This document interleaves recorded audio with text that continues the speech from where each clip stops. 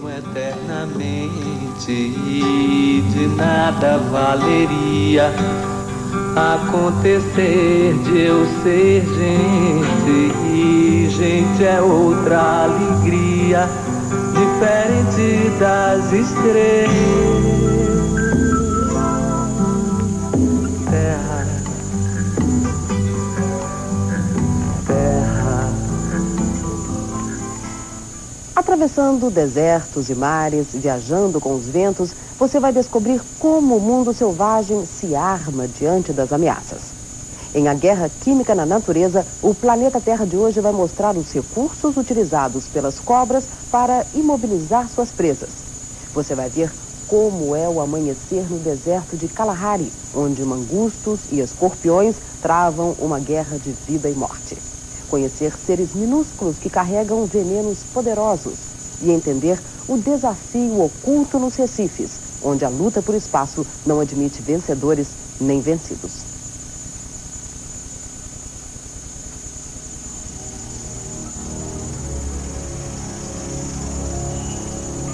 Essa é uma perfeita máquina para caçar.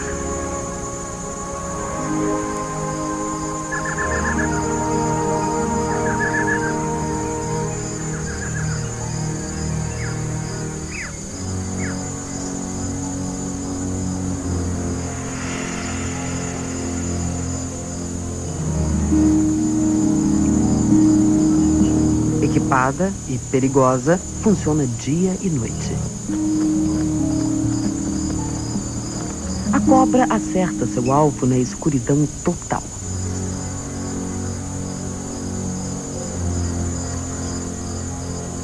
Com o equivalente a óculos de proteção noturnos, ela rastreia sua vítima usando infravermelho.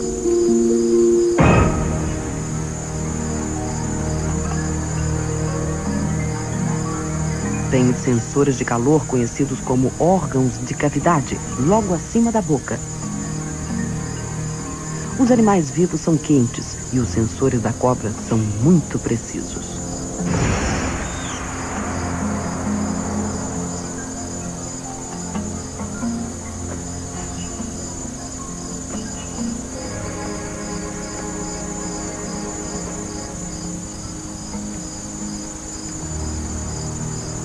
A cobra usa uma arma que é rápida e mortal.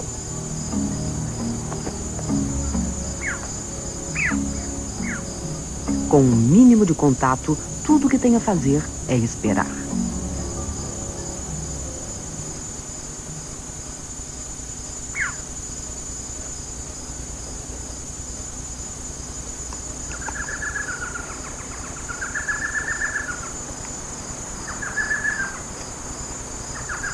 A arma é uma substância química letal, veneno.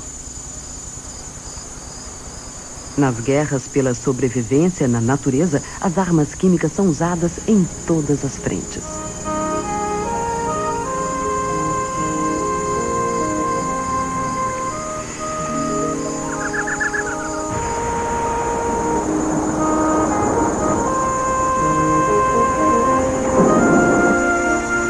Em toda parte há a guerra química.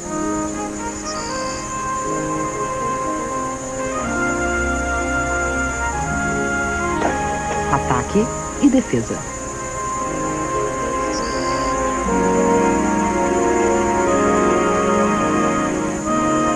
Medida e contramedida.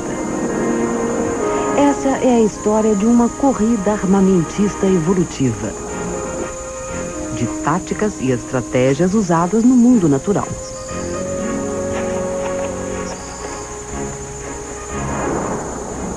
Algumas armas paralisam.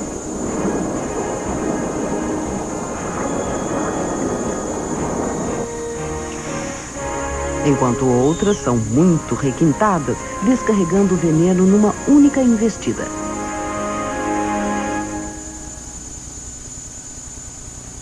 Algumas armas são especializadas. Têm um sistema de descarga muito preciso.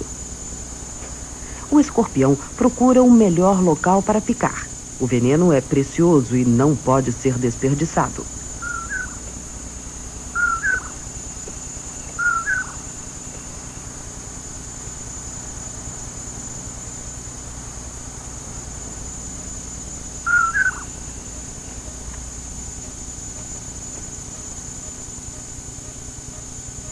Matar para comer é só um motivo para o combate.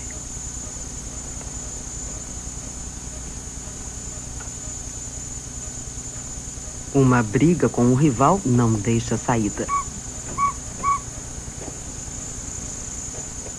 Esses gladiadores vão lutar até a morte. Num ambiente tão inclemente quanto esse, não pode haver muitos predadores.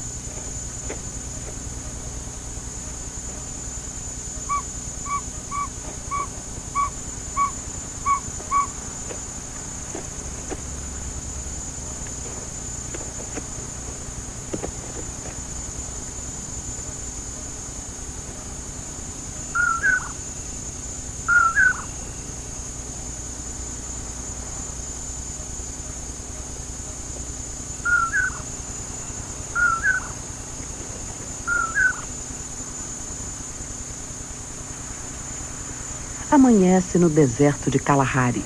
O frio da noite logo dará lugar ao calor escaldante. Muitos escorpiões fogem do sol causticante, escondendo-se debaixo da terra.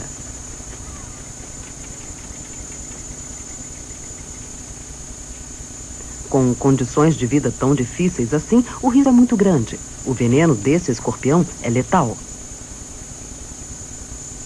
O perigo é o modo de vida de todos os habitantes do deserto. Sob o olhar atento da mãe, os filhotes de mangusto aprendem o que fazer. Mas só há mesmo uma lição: sobreviver.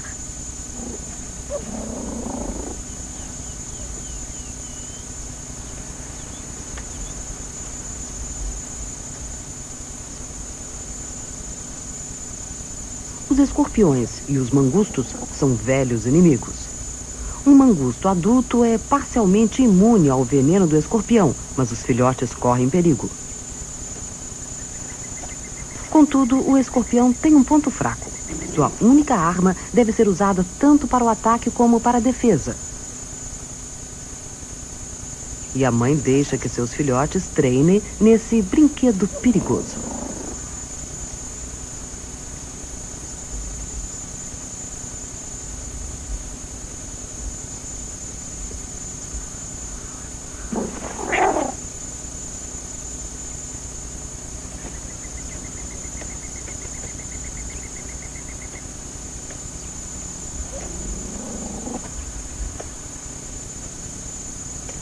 O filhote finalmente aprende o truque.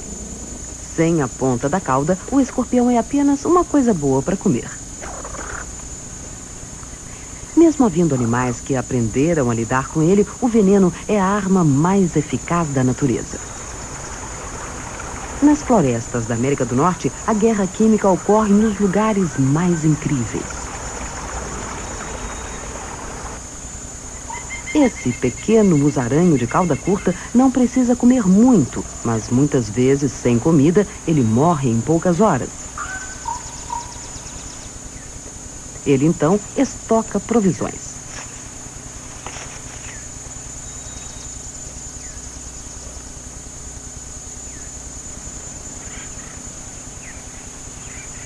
Os besouros com os quais se alimenta são capturados e mantidos vivos.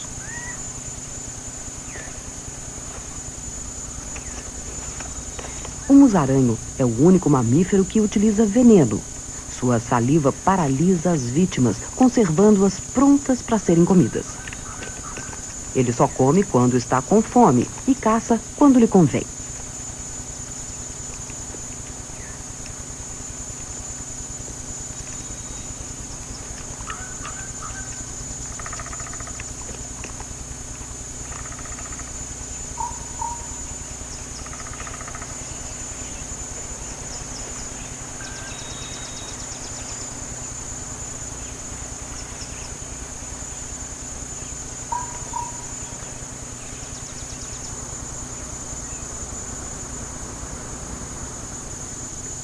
Carregar armas mortais pode ser um meio de intimidação bastante eficaz.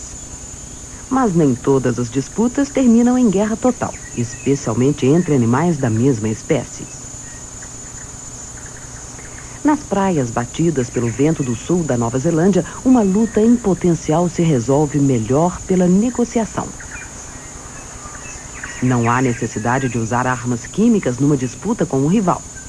Essa aranha saltadora conta principalmente com uma visão aguçada. Por isso, primeiro, ela tenta ameaçar visualmente. Suas pernas dianteiras têm uma cor diferente da do resto do corpo e ela as agita como se fossem bandeiras, um sinal de intimidação e advertência.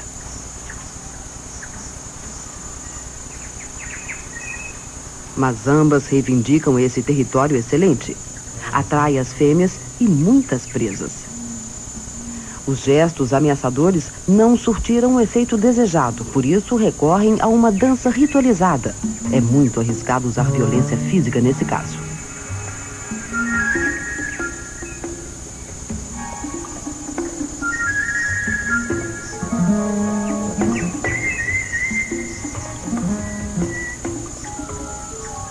Ambas sabem que a outra tem um veneno poderoso. Uma avalia cuidadosamente o tamanho e a força da outra. Preservada a honra, a perdedora se retira sem maiores danos. Quando ataca de verdade, a aranha tem uma estratégia sutil, mas eficaz.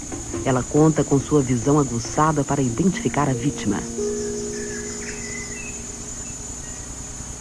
Como um gato, ela se aproxima da sua presa devagar, até chegar perto e dar o bote.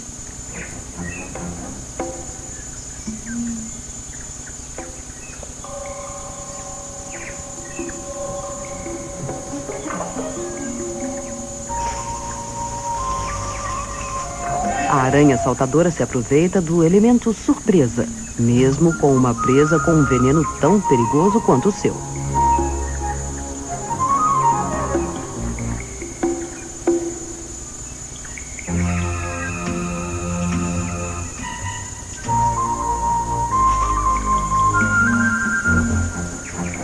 Antes que a vítima reaja, a aranha saltadora pica, injetando um veneno letal.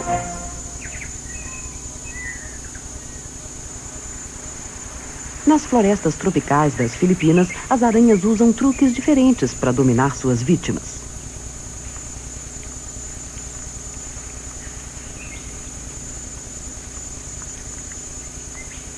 Aqui temos duas aranhas bem diferentes.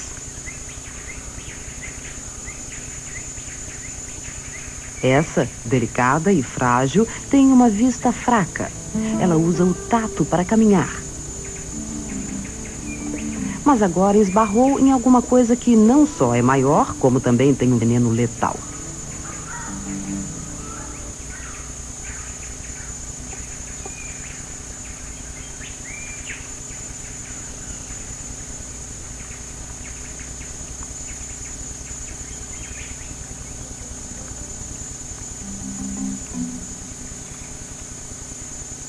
Mas ela também tem uma arma química secreta.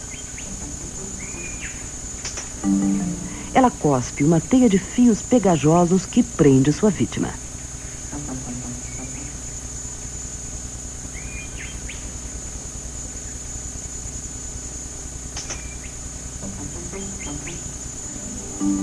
Em geral, a aranha tem a cabeça muito grande em relação ao corpo.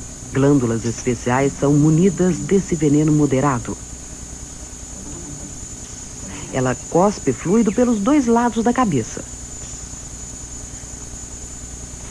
A presa agora não pode resistir.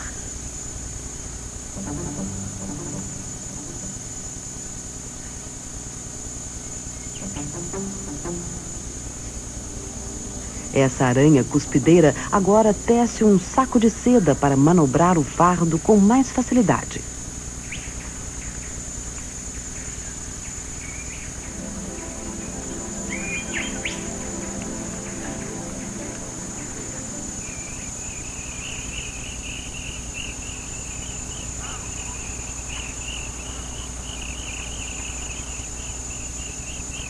Muitas vezes, perseguir a presa é mais difícil. Outra estratégia mais engenhosa é atrair a vítima para uma emboscada. E na Austrália é exatamente isso que faz essa cobra altamente venenosa.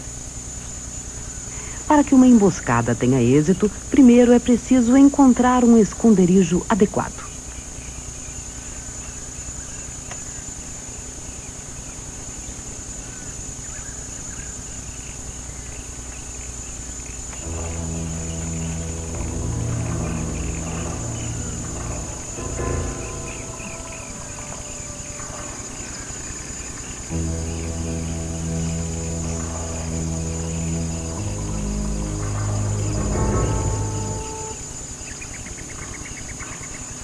Uma isca também é útil. A cobra está na extremidade desse verme tentador.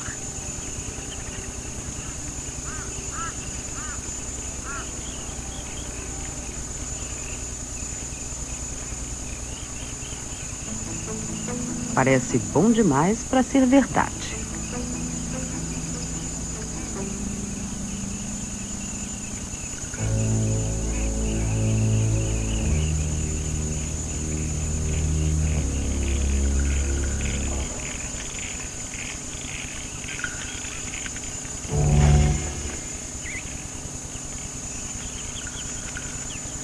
Tudo está no timing. Essas cobras raramente erram um bote.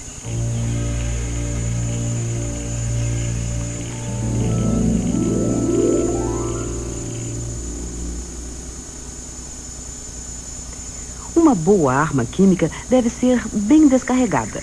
O alvo tem que ser identificado e preso antes do ataque.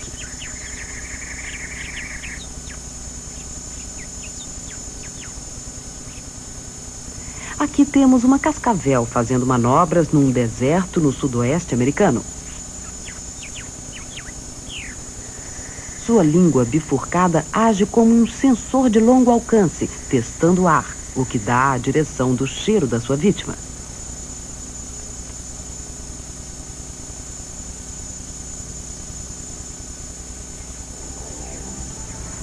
E lá está o alvo à vista. A cobra se aproxima. A velocidade é essencial para a cobra. O bote é tão rápido que só pode ser acompanhado em câmera lenta.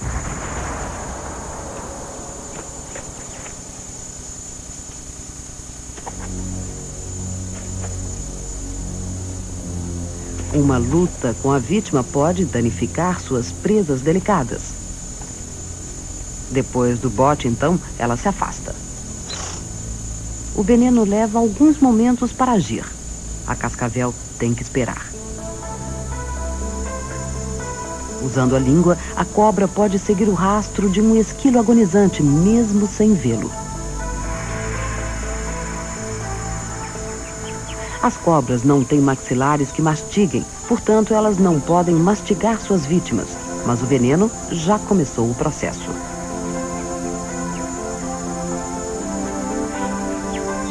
Ele evoluiu da saliva e dos sucos digestivos. As substâncias químicas que normalmente dissolvem a comida dentro do corpo começam a agir antes que o animal seja engolido.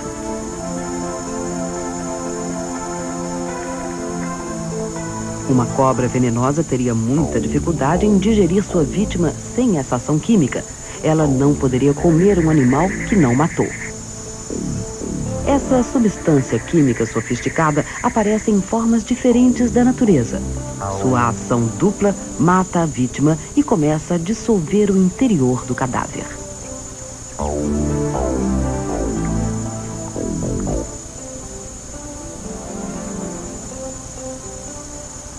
A refeição da cobra pode parecer muito lenta, mas é suficiente para algumas semanas.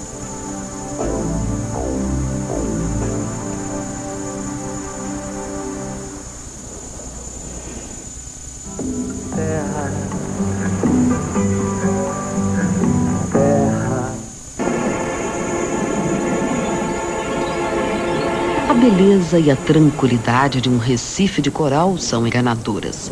Uma guerra química mortal é travada embaixo d'água.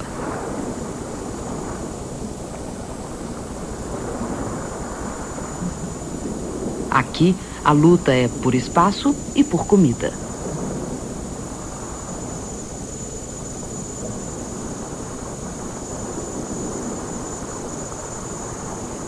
O Recife é o centro de uma próspera comunidade de vida marinha e, numa metrópole apinhada, sempre há conflitos.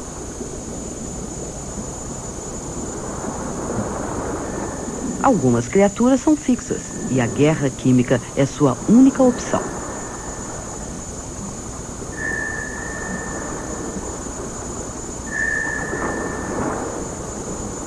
Esse coral não pode ir atrás da presa, por isso precisa esperar que ela se aproxime.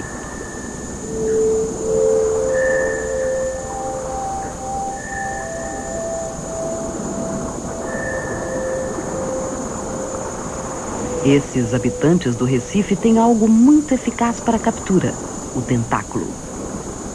Eles são sensíveis ao toque, por isso agarram qualquer coisa que passe.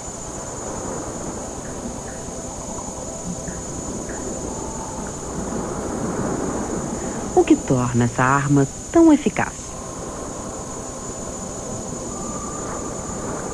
Ela não só agarra a presa, como também a envenena.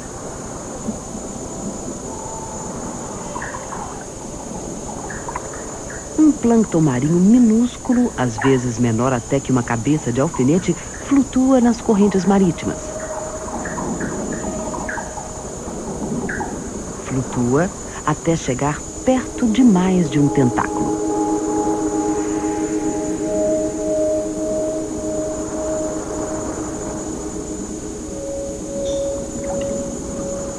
O segredo dessa arma está na sua superfície e também na ponta, que é muito sensível.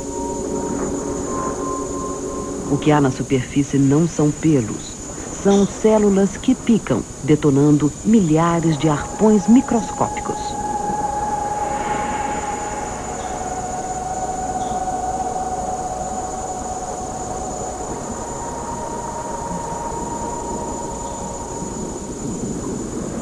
Cada célula carregada de veneno tem uma ponta em estilete que age como uma espécie de gatilho. Ligada à extremidade de um longo tubo em espiral, ela tem uma maneira engenhosa de descarregar o veneno.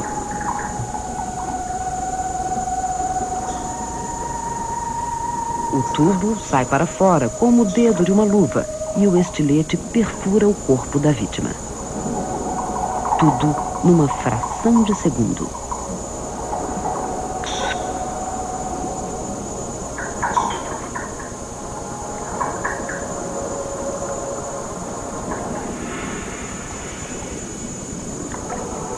A arma é tão boa que é encontrada em todo o Recife. Às vezes é usada até para caça maior do que esses camarõezinhos.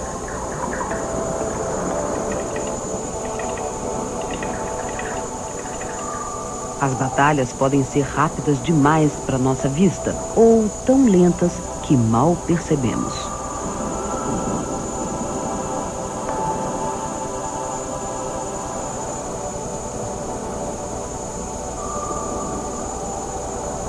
Os corais são colônias vivas que estão sempre lutando por espaço com os vizinhos. Quando seu território fica pequeno demais, eles usam armas químicas para aumentá-lo.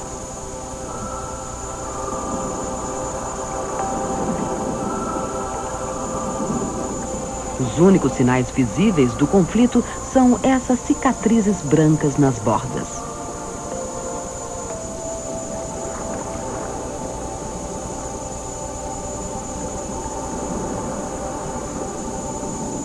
Corais de Recife fixos lutam nas guerras por espaço, com tentáculos que vasculham os arredores e identificam se um vizinho é inimigo ou não.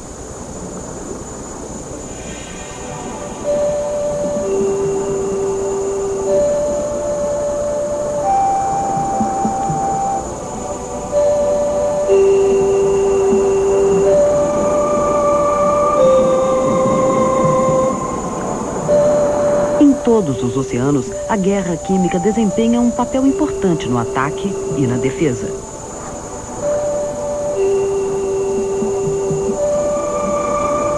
O mestre do disfarce, o polvo, tem um problema.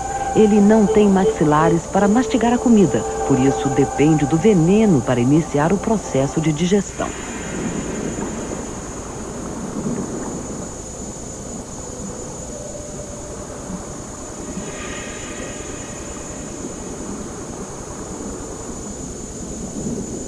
No caso do polvo, armas destinadas ao ataque podem ser usadas também para a defesa. Levando a extremos, esse polvo australiano se protege com um veneno tão potente que bastaria uma mordida para paralisar 10 homens.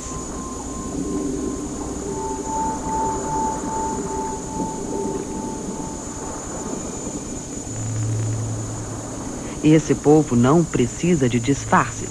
Ao contrário, suas listas azuis são uma advertência. Não se aproxime.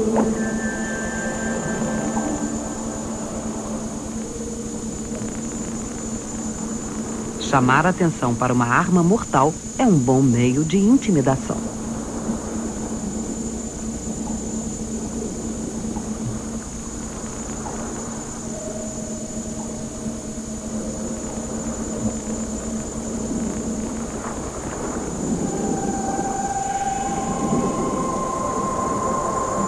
As cores vivas do pepino do mar previnem os predadores de que um ataque não seria uma boa ideia.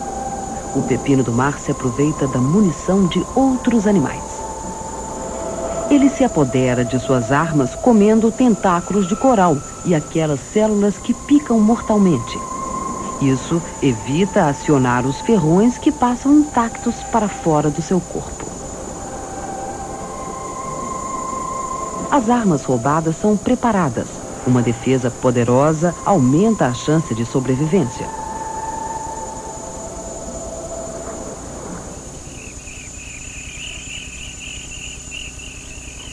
Um campo de flores também esconde uma zona de batalha. As plantas têm que depender inteiramente da guerra química para se defender. As plantas e os insetos precisam uns dos outros. Quando os insetos bebem néctar, a flor é polinizada. Mas os insetos também destroem as plantas.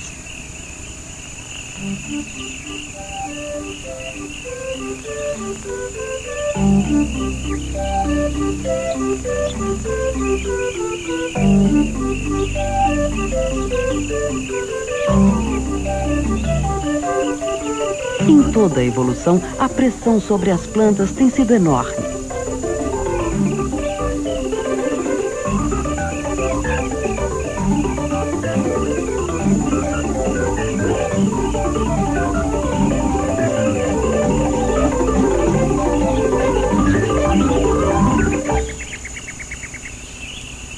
Essa batalha pela sobrevivência se transformou numa corrida armamentista. As folhas da asclépia e do cânhamo da Índia parecem inofensivas e muito saborosas. Mas assim que é danificada, a folha solta um látex viscoso e venenoso. E isso basta para que qualquer um mude de ideia.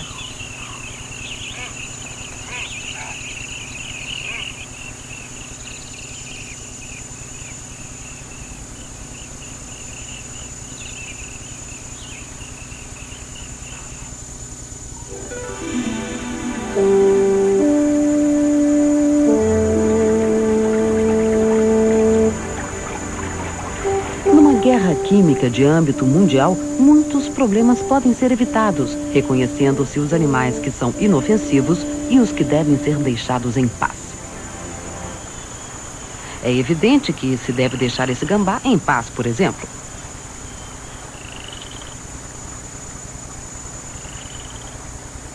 Mas esse tritão parece inofensivo.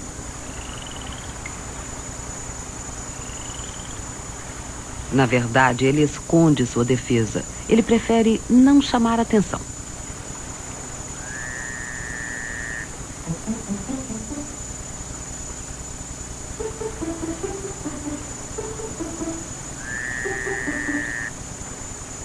O gambá está perto demais. Ele deve ser afugentado.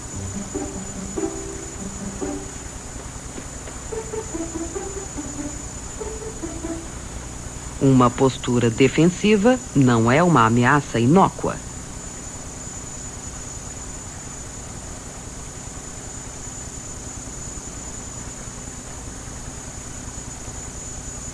Normalmente, o tritão confia na camuflagem, mas quando sente o perigo, ele exibe suas cores vivas. E cor significa veneno. O gambá desiste do tritão.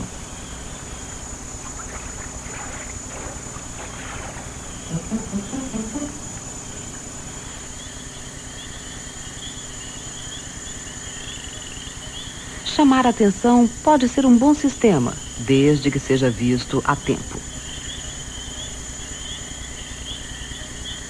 Essa cobra vai mudar de pele. A membrana que cobre seu olho se levantou e se tornou opaca. Ela sente o cheiro da salamandra, mas não pode vê-la. Aqui, a advertência não é um blefe. A salamandra pode fazer valer sua ameaça.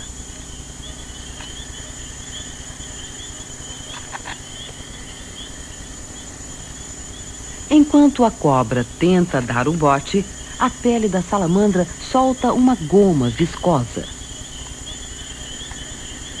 Os maxilares da cobra grudam, como uma criança comendo um caramelo.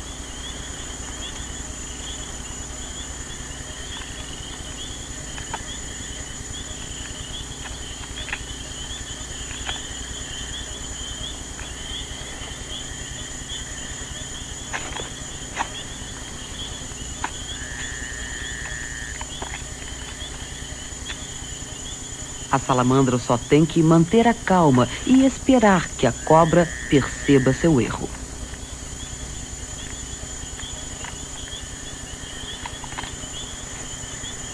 A cobra corre perigo de sufocar, por isso desiste.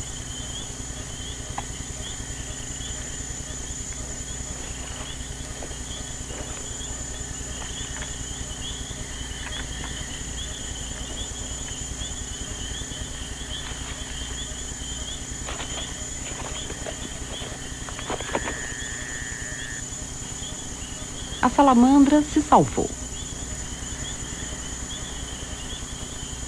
Mas a cobra se deu muito mal.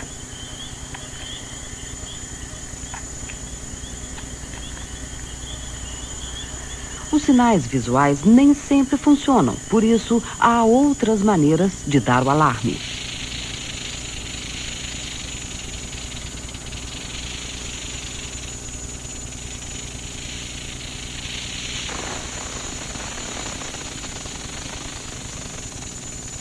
Nas pradarias, ser colorido não é defesa contra pés desajeitados.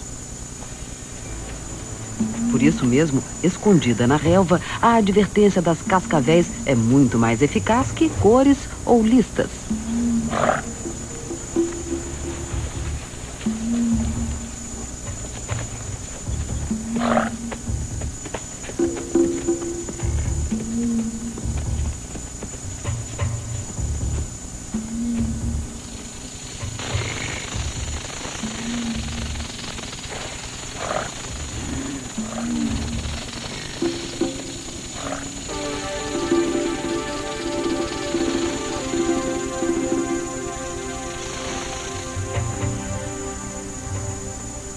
Todas as cobras sacodem a cauda quando estão excitadas, como essa cobra não venenosa.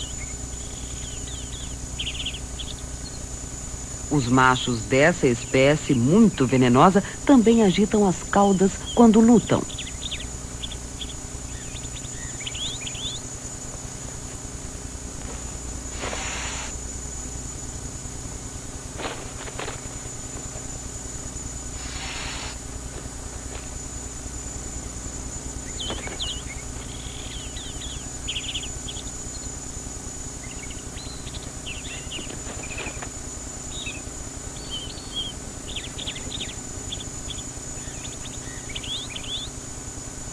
Aliás, se uma cobra quer sacudir alguma coisa, a cauda é a sua única opção. Essa cobra usa a cauda para atrair a presa.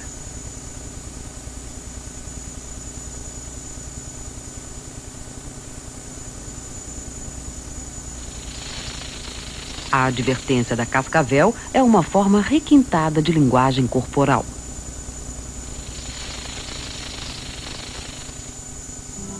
Terra, terra.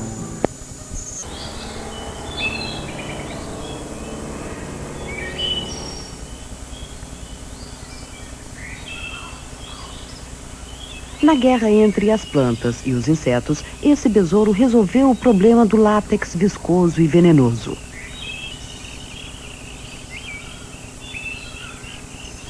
Cortando a nervura central da folha, ele impede o fluxo do látex.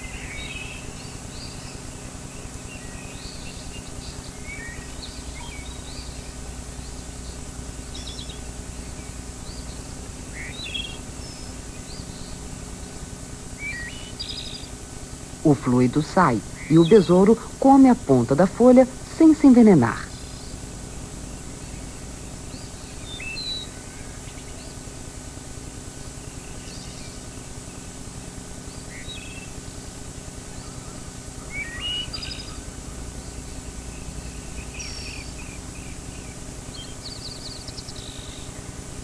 Quando a folha tem uma única nervura, ela é aberta com facilidade, mas algumas plantas dificultam a vida dos insetos. Essa alface brava tem espinhos e um entrelaçamento complexo de nervuras. Mas isso não é problema para a lagarta médio-palmos. Ela desarma os espinhos, comendo-os.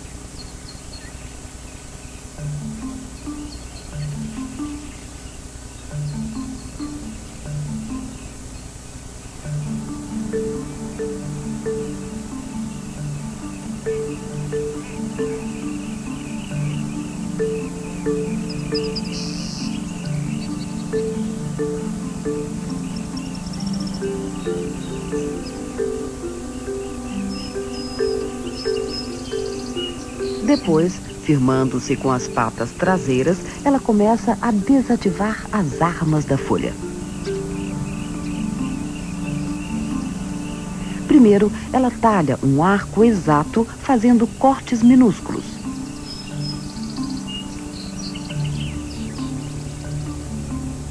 Os cortes ainda não se juntam, por isso o látex venenoso não escapa.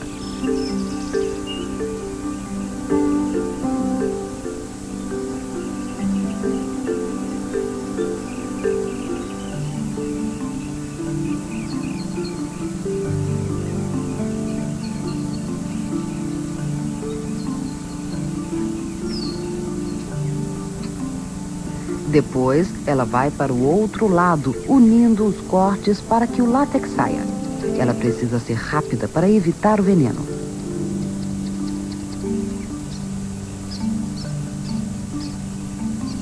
Caso se suja com o fluido, ela tem que se limpar rapidamente.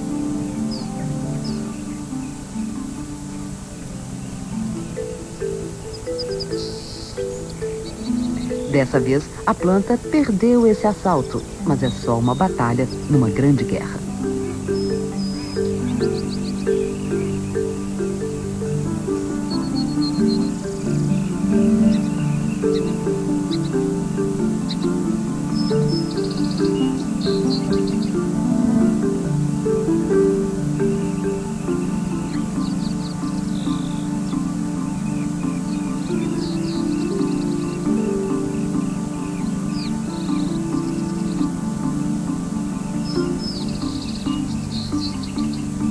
Essa é a erva de São João. Suas folhas são muito venenosas, mas o veneno só é ativado com a luz do sol. Essa lagarta, da família dos tortricídeos, não se intimida. Ela tece fios de seda ligados às folhas. Depois, puxa as folhas para a sombra e come a planta.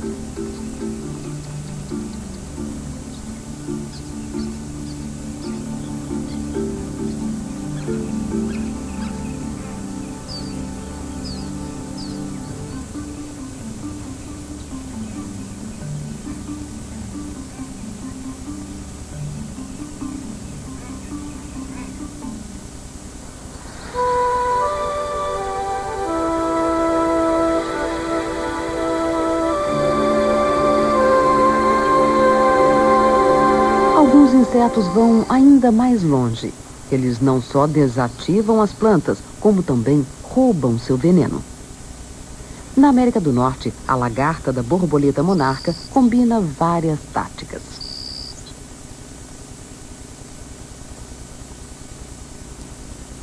Ela corta a nervura central na base para que a folha se dobre, bloqueando o fluxo do látex venenoso.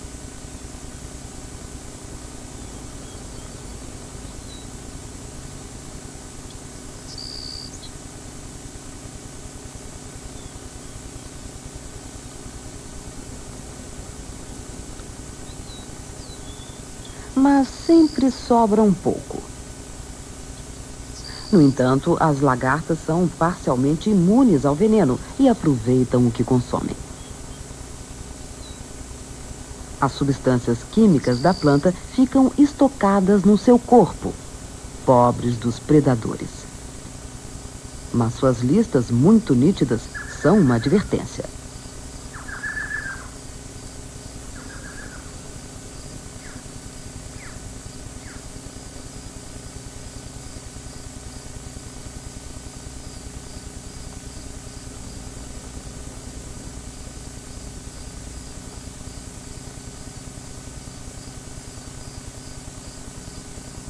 Quando elas se transformam em borboletas, elas retêm os venenos que acumularam.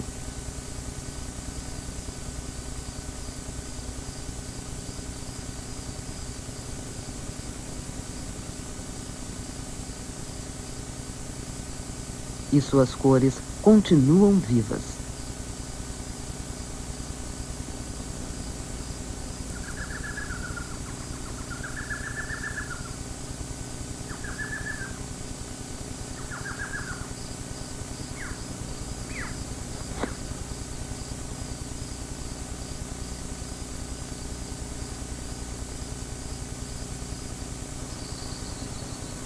Assim que emergem, as borboletas estão prontas para acasalar e dar origem a novas gerações.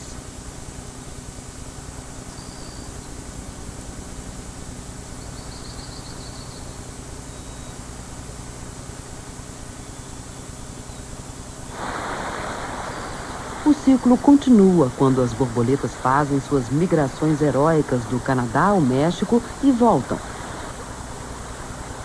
Elas acompanham as estações e quase não são perturbadas, graças à sua proteção química.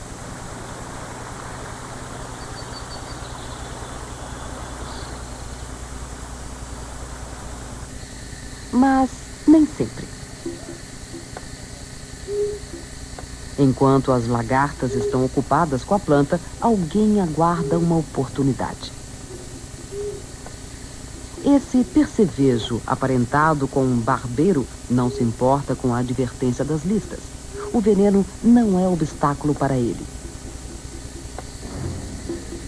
E a borboleta não tem defesa contra esse novo inimigo.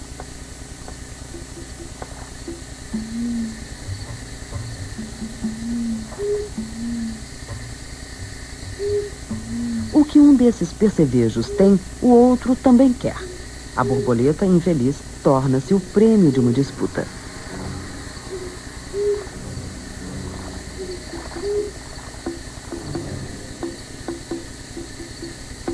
O veneno da lagarta está na pele. O percevejo perfura a pele da lagarta e suga o que tem dentro.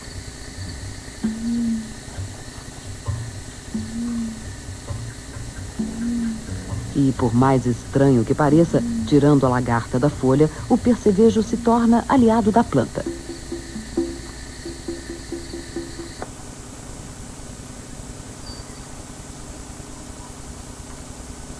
Estamos na primavera, nas montanhas de Sierra Nevada, na Califórnia.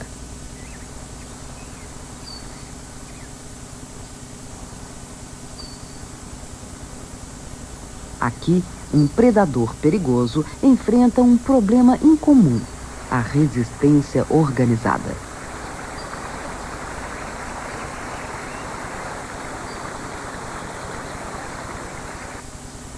Uma cascavel do Pacífico Norte saiu de sua hibernação. Ela está com fome e sabe onde encontrar comida.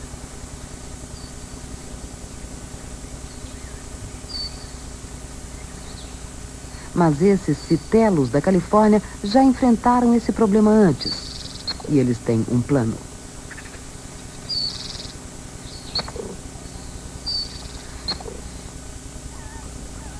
Embaixo da terra, no berçário, há filhotes de todas as idades. Eles são o alimento preferido da cobra.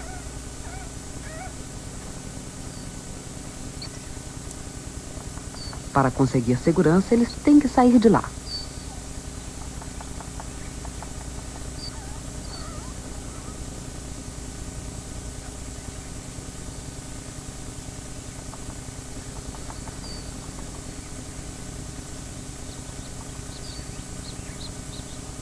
Mas a situação para a cobra não é nada fácil. Como um pelotão bem disciplinado, os guardas enfrentam o inimigo.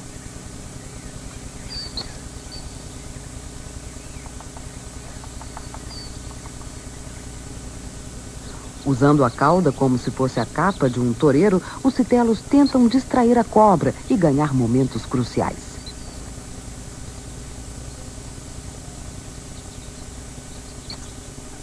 Enquanto isso, os filhotes têm que ser removidos, um de cada vez.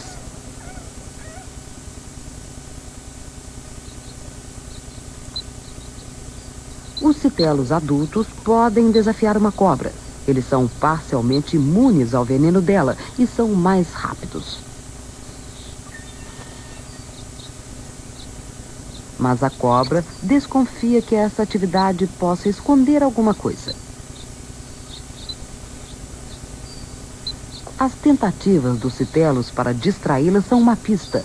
E numa demonstração rara de dedução, a cobra vai direto para o berçário.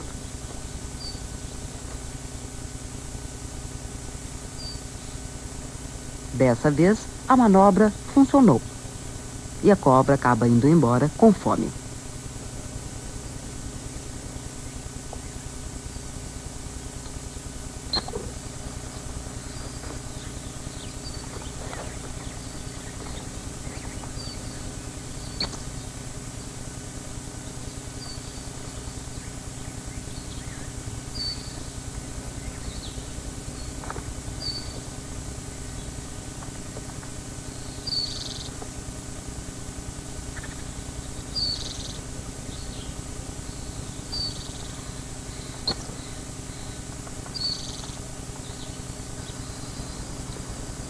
Mas do outro lado do mundo, as cobras dominam poderosas.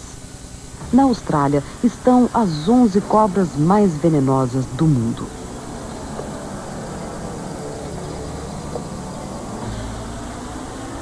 Essa é uma taipan. E essa é a mais mortífera de todas, a cobra de escamas pequenas.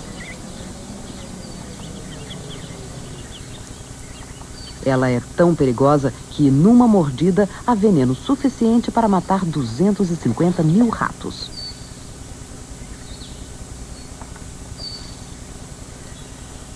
E aqui temos uma outra cobra australiana, a mulga. Seu veneno não é tão possante, mas a quantidade compensa o que falta na qualidade. De qualquer maneira, parece que a capacidade de matar dessas cobras vai muito além de suas necessidades.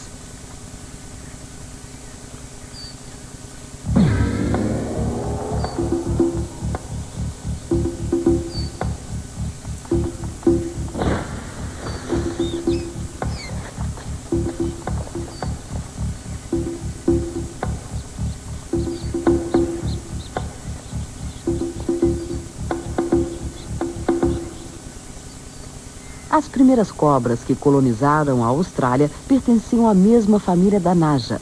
Elas se expandiram, tomando conta do continente. Talvez suas primeiras presas tenham sido outros répteis, muito mais resistentes ao veneno do que os mamíferos. E as cobras não se limitaram à terra firme. Essas cobras do mar ficam muito bem na água. Com forma de remo, elas nadam com facilidade.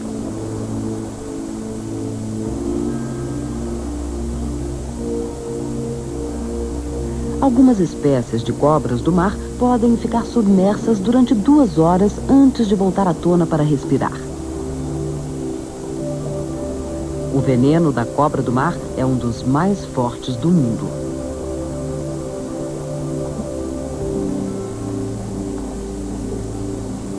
Essa cobra se alimenta de enguias da areia. Ela examina constantemente as covas, esperando encontrar uma delas.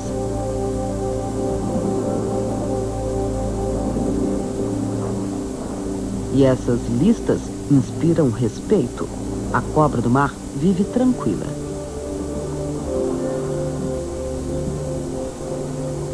Na comunidade serena e colorida de um Recife, há peixes que têm armas exclusivamente para a defesa.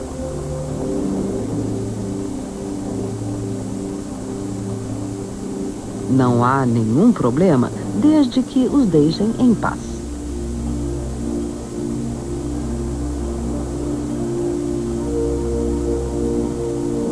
O baiacu é mortalmente venenoso e pode se dar ao luxo de ser desajeitado e de nadar devagar. A raia lixa traz uma arma carregada embaixo da cauda, um ferrão munido de veneno.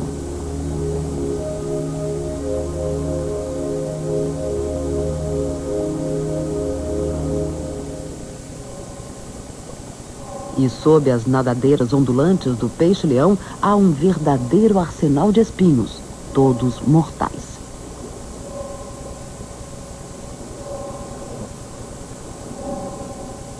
Marcas muito coloridas não deixam dúvidas para os outros habitantes do Recife. Os peixes grandes ficam longe, mas os pequenos são comidos.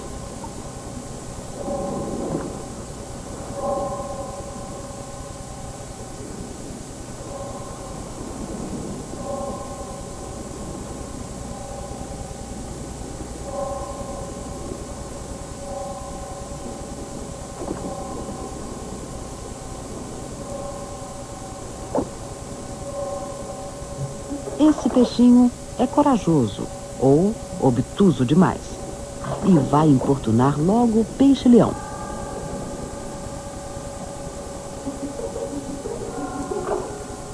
Ele é um filhote de baiacu.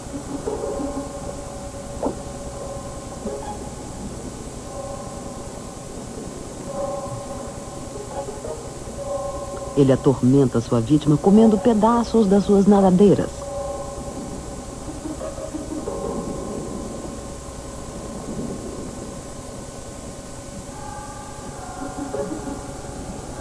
Até que o peixe-leão perde a paciência.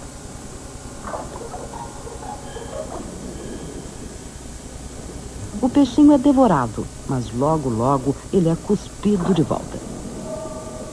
Em qualquer corrida armamentista, para cada arma desenvolvida há uma contramedida, para cada estratégia há uma defesa. Não há vencedores nem vencidos, apenas sobreviventes.